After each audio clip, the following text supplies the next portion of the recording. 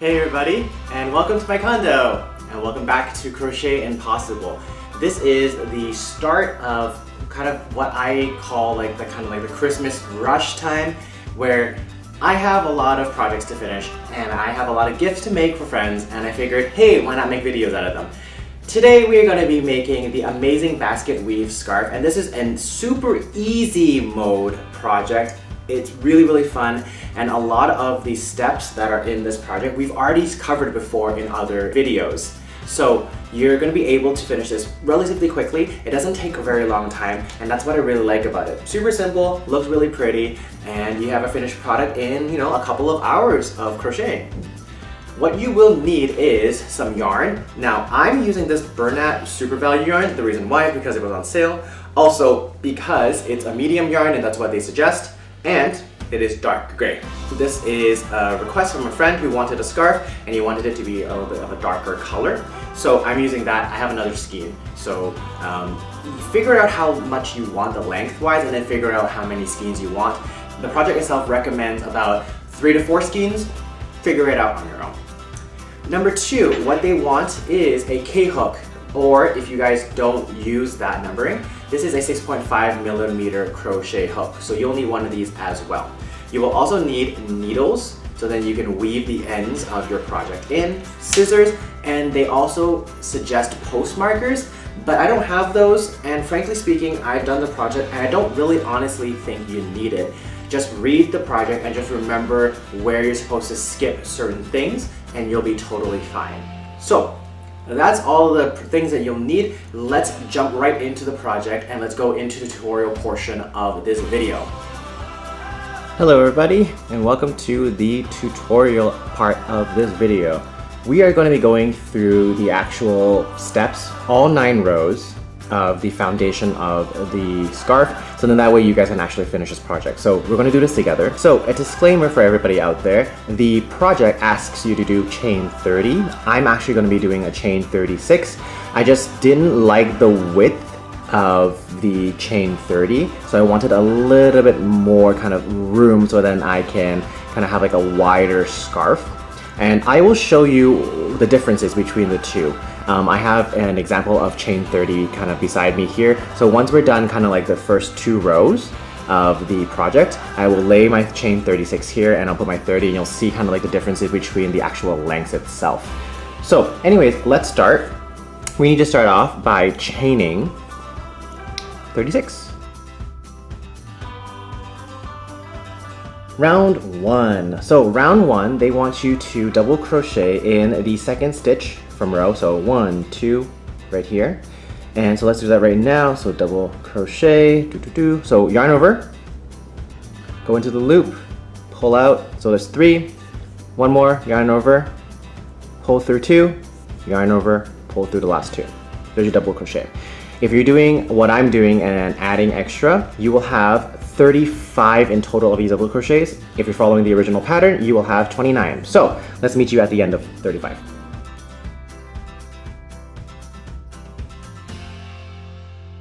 Alright, and there is 35. So let's see. Yep, there you go. So as you can see, this is my 36 here. And I'm just going to grab my example of my 30, which is right here. So this is 30. As you can see, there is a huge difference in length when it comes to the difference in the two. So I just thought that I wasn't really happy with this length or the width here. And I mean, and it's not bad, I just didn't like it, so I decided to add 6. Now the reason why I added 6 is because if you look at rounds 2 and 3 and onward, the pattern is front post 3 times, back post 3 times, or vice versa, but essentially 6, and that's why I added 6. So if you're not happy with 36, you're gonna have to add another 6 for 42, but this is why I kind of changed it. I wanted the width of the actual scarf to be a little bit wider, but as you can see, I'm getting like probably close to like 2 inches of extra room here. So that's why I did it. Anyways, let's get back. So next thing, you're done your double crochets, you turn it over. Now, the project here asks you to get a post marker. I don't have one, so we're just not going to use one. So what you're going to do is you're going to chain 2, chain 2, In this case here, they would add the post marker, but we don't have that. We're gonna half double crochet in the next stitch. So not this one here, but this next one here. So half double crochet and done. Good. Now we get into the front post, back post portion of this video.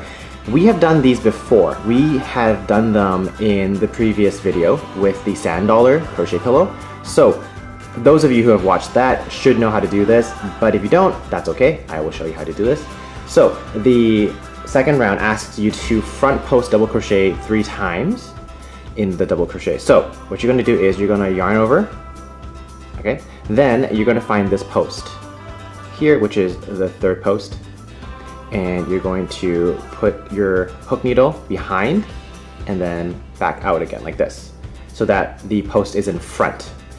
Then you're gonna pull your yarn through. You'll have 3, pull over, through 2, pull over, through 2. And then there is your front post. So we're gonna do it again. Yarn over, hook behind, pull, double crochet. One more time.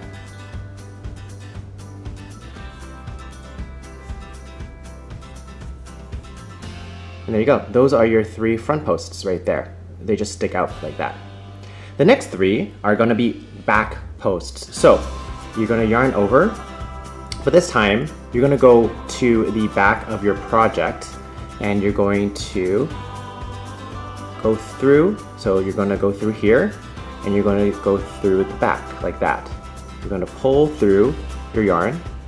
So you should still have 3 on your hook, because it's a double crochet, pull through 2, yarn over, pull through 1. So that is your back post.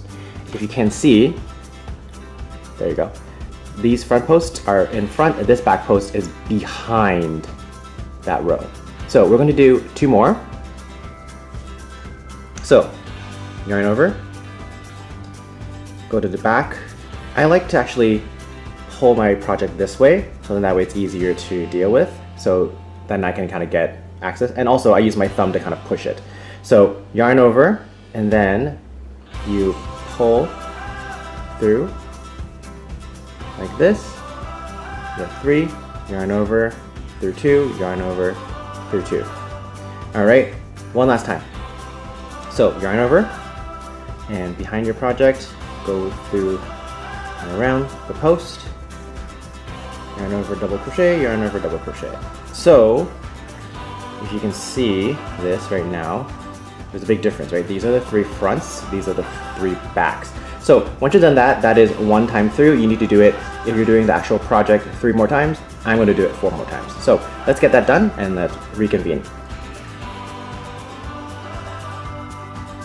Welcome back, you guys. We have finished our 5 rounds of back and forth front post, back posts. The last thing you have to do now is just do 2 half double crochets at the last 2 stitches, and then you get 2 turns. So half double crochet here and half double crochet here. That is your whole thing. So that is 2 rows done. Let's turn and do row 3. So row 3, you need to chain 2, post mark, you get the deal. And then half double crochet in the next stitch, right here, half double crochet.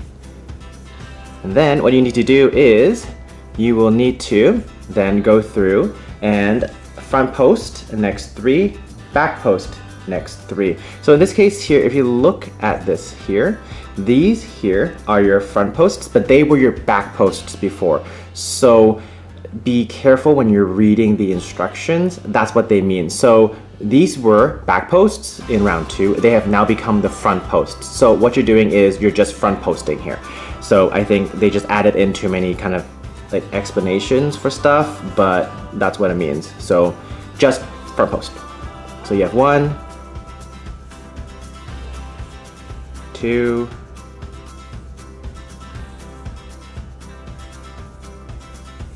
3. So that's 3 front posts. And then we need back posts here. So 1,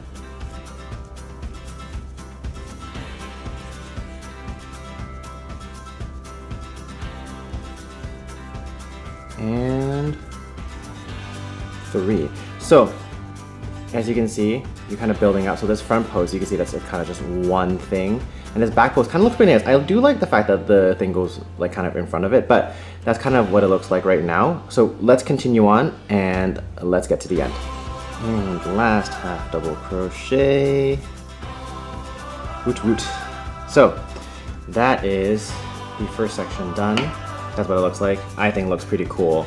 You can definitely tell that there is kind of like a back and forth pattern here, which I think is really cool.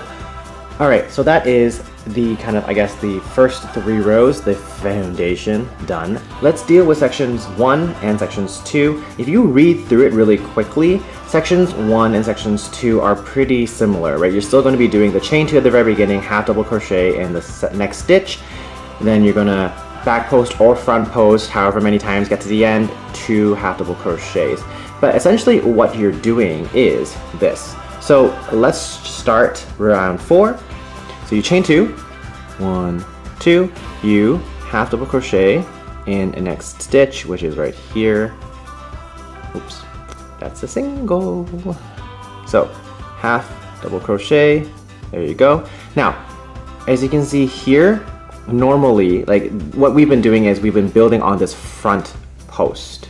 But what you're going to be doing now is you're going to be doing the opposite. So now we're going to be doing, instead of the front post, which goes front like this, you're going to go back, behind, like this. So if you haven't already kind of guessed what you're doing is, then you're going to be front posting and then back posting here. So that means that you're going to have this really cool kind of back and forth kind of checkered pattern throughout, which is kind of really nice. I have a little bit of a knot here. Crisis averted. So we have one more back post.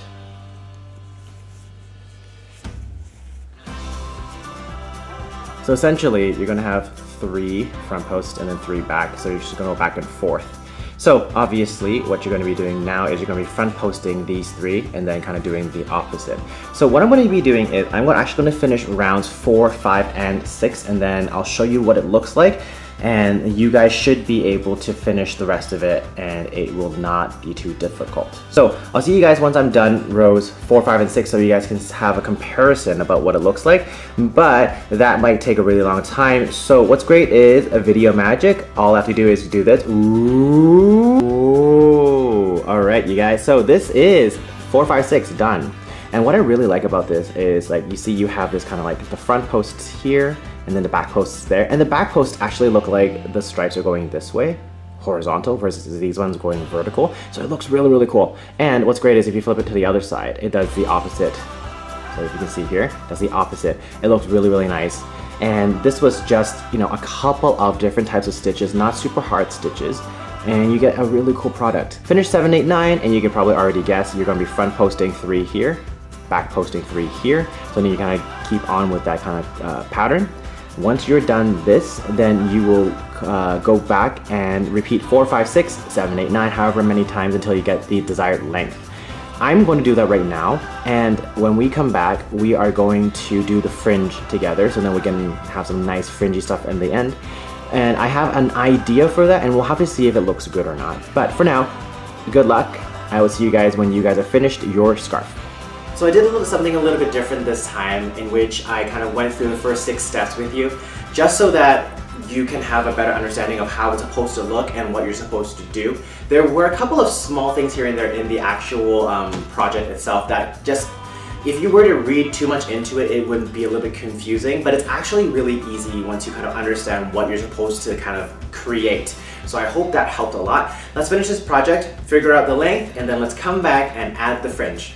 So this here is actually 2 full rounds of sections 1 and 2. So that's 1, 2, 1, 2 here. I mean, ignore the fact that it's kind of bowing here because my stitches and my rounds are quite tight. But that's pretty much how long it is. I'm looking at what, like about 1.5 inches per each section. So that's what you're going to be working with. I'm going to come back and show you what 5 full rounds of these 2 sets look like, but right now this is just 2.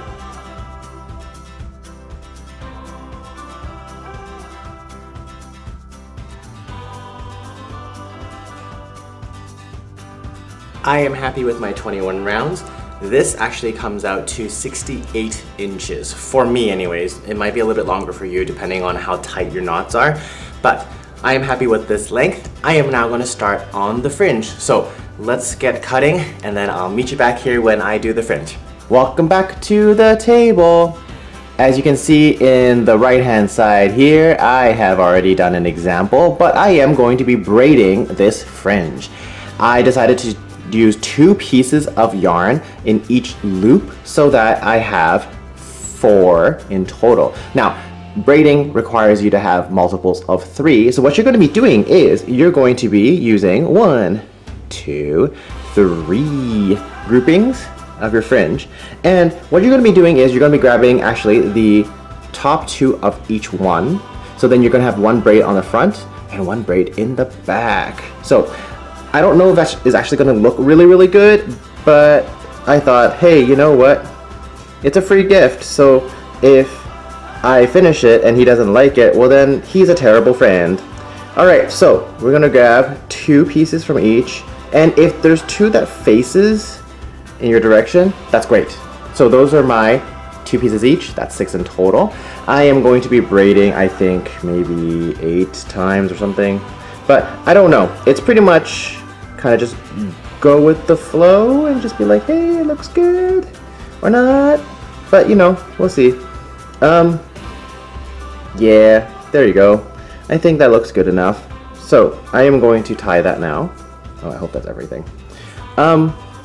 So the reason why I wanted to do this was just because I've always liked kind of like more kind of fun fringe. I don't know if that's you know, something that you can describe fringe as, but I felt like the kind of like natural, just like, you know, blah, blah, blah, blah, blah of the fringe was kind of boring. But essentially what's going to happen is, if you guys see here, you're going to have a braid in the front and a braid in the back, so that kind of doubles up. So I'm hoping that with 2 braids it'll just kind of just looks more full and maybe it's more masculine.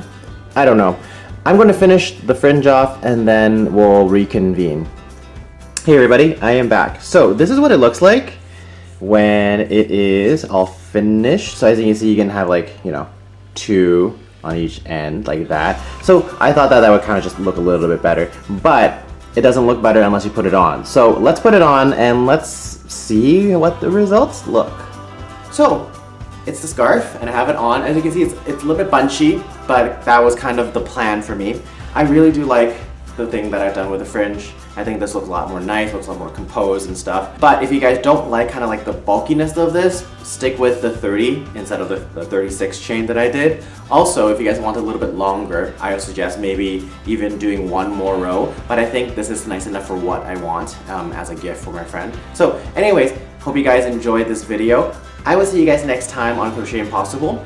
And in the meantime, please like, share, subscribe, thumbs up, you know, tell your friends about this stuff, and show me what your finished products look like as well. You guys can find me on Instagram at Team Mattymon. You guys have a great day and have a good rest of the month. I will see you guys soon. Bye.